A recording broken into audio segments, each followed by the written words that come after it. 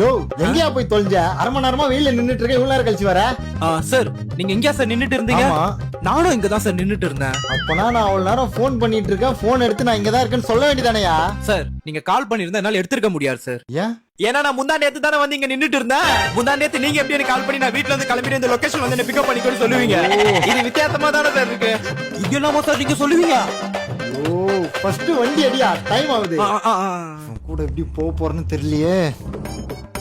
யோ கொஞ்சம் ஃபாஸ்டா தான் போயா, ஏற்கனவே half an hour லேட் பண்ணிட்டேன். இன்னும் நீ போறதுக்கு 1 hour ஆகிடும் போலயே. அங்க ஆள் வேற வெயிட் பண்றாயா?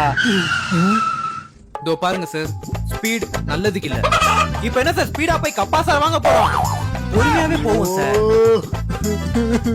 இதோ பாருங்க சார், நீங்க இந்த மாதிரி மூஞ்சி வச்சிட்டு இருந்தீங்கன்னா நான் வண்டி ஓட்ட மாட்டேன், பாத்துக்கோங்க. ஸ்மைல் பண்ணுங்க. ஐயோ அழகா இருக்கீங்க சார். சார் சார் சார் என்னோட போன் தான் அடிக்குது. சொல்லுங்க மாமா, எப்படி இருக்கீங்க? அப்புறம் என்ன விஷயம் மாமா? ஆயா சுட்ட முறுக்கா?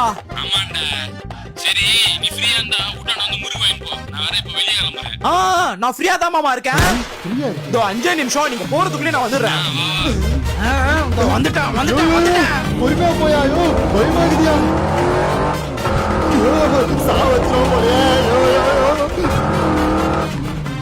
மாமா எல்லா முறுக்கும் நானே சாப்பிட்டுறேன். அப்புறம் வண்டி ஸ்பீடா ஓட்டாதீங்க, பொறுமையா ஓட்டிட்டு போங்க. சொல்ற வர மாமா, லவ் யூ.